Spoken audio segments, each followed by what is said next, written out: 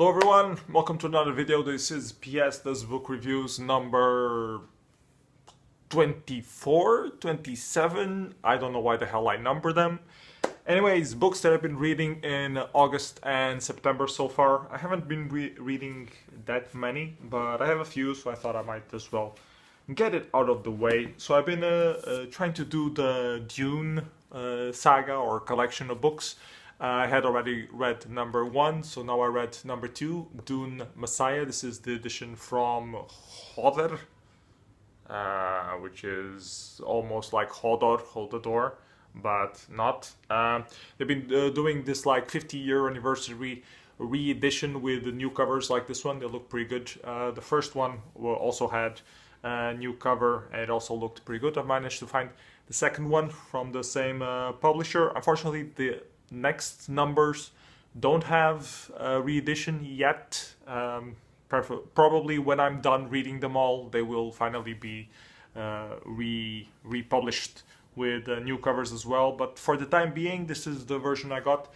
Very good book. It's smaller than the first one, but it's pretty nice. It's the story about how Paul Muad'Dib became the Messiah for Dune, and the whole storyline surrounding him and what happened to Dune after the Harkonnens got thrown away or the Empire got thrown away from the planet, how they managed the system. Pretty good read. I've been enjoying it so far.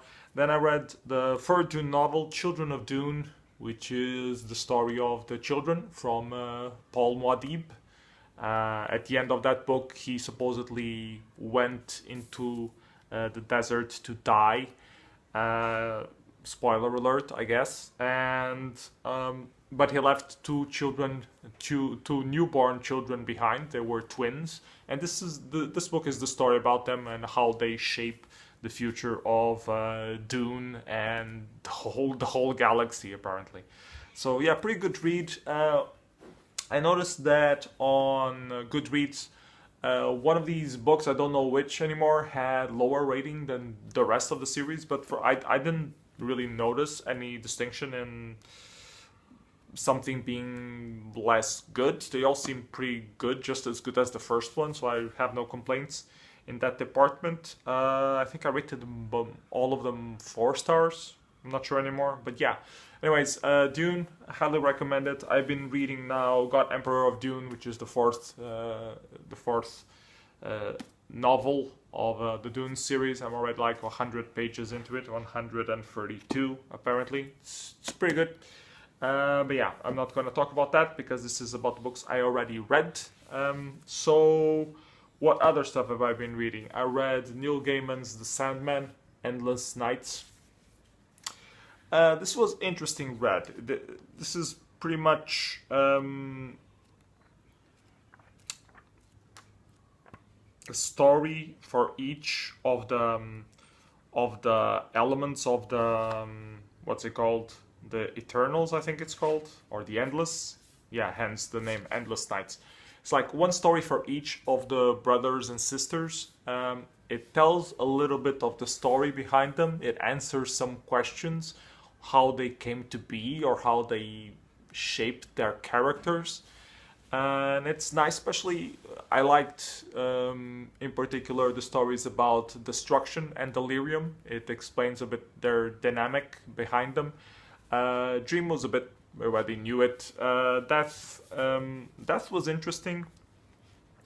I particularly liked Desire, because Desire is a very enigmatic character. So in this story you really get to understand her a little bit better. So I really like that one. And I like Despair a lot, just because it's completely different from all the other stories in here. Despair was illustrated by McKean, I believe, and he really does some really weird collage stuff on it. Let me see if I can find it. Yeah, things like this. So yeah, it doesn't look like comics at all. It's more like it's storytelling in a way, but totally different from the rest. So very, very strange. He's already at the beginning of Delirium, so not a good example. But yeah, more previous pages from Despair. So really cool stuff, and it's good that it gets into that vibe. And each story is illustrated by a different person. There are some famous people like Michelangelo Prado and Craig Russell in it, and I'm sure some of the Milo Manara is also pretty famous. I'm sure all of these are famous somehow in some shape or form. I liked it. It was good. I liked Overture better than this one, but this one was also interesting in a different way. So it's a good follow-up to the Sandman series. And I'm sorry to see the Sandman go. I mean, now I've read pretty much all of the books on the Sandman series, and I miss the characters. I would hope that there was more to it than these, but I don't know. Maybe Gaiman will do some more writing for Sandman eventually. Who knows? Other stuff that I've been reading, also graphic novel kind of style, is Comer Beber, means eating and drinking. It's by Filipe Melo and Juan Cavia. Juan Cavia does the illustrations, I believe. Filipe Melo does the stories. And this is just 2 short stories. But the style is really good, the drawing style. The stories are very small, and one of them is about eating, the other one is about drinking. One is based on a true story around the World War, either 1 or 2, I'm not sure anymore. And the other one, the other one's about the last meal of a convict. And they're both well written, they're both well drawn, so this was a really good book to find. I think it's only Portuguese, it hasn't been translated into other languages, so if you don't speak Portuguese, and it's also sold out already, I believe, so it's hard to get right now, but it's really worth it. If you can get your hands on it, I recommend it. It's very small, as you can see. It's not the typical Yog is messing, okay, he's not attacking it.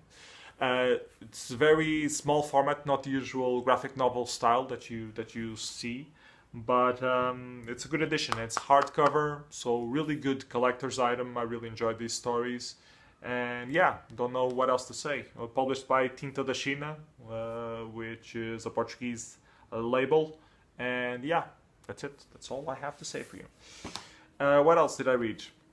So I'm going to this meeting with Christina. They have this group on Goodreads and Facebook and whatever for booktubers, and not just booktubers, but well, anyone who wants to read classics. It's mostly Portuguese people, of course, and they have like they pick a classic, or they vote for the classic that they should read on the next edition of the meeting, of the get together, and then all of them read. They meet together and discuss the classic. So this month's classic, I think it's every 3 months, I'm not sure anymore. This month's classic is Sophia de Mello Breyner, Contos, Exemplares, exemplary tales of some sort. Sophia de Mello Breyner Anderson is a very famous Portuguese author. She has German descent, I believe, something like that. Apparently she's from Porto. It was a renowned personality back then when it was written. I think this is from the early 19th century. I'm not sure anymore. I don't know. I suck at dates. I would have to check the internet, Wikipedia, to know. Anyways, I checked the stories. They were interesting. Yeah, I think she lived during the period where Salazar, our dictator, was still in charge. So about 4 decades ago, 5 decades ago, and the stories were okay. I liked some of them better than others. I liked this one has like 6, maybe 7 tales, something like that. The first one was interesting. I didn't like it because it had religious connotations to it, and I just don't like it because I'm atheist. I don't believe in God, so when the story is pulling some God morals, I feel a bit stupid about it, about wasting my time reading it. But the point of the story was good if you set the religious parts aside.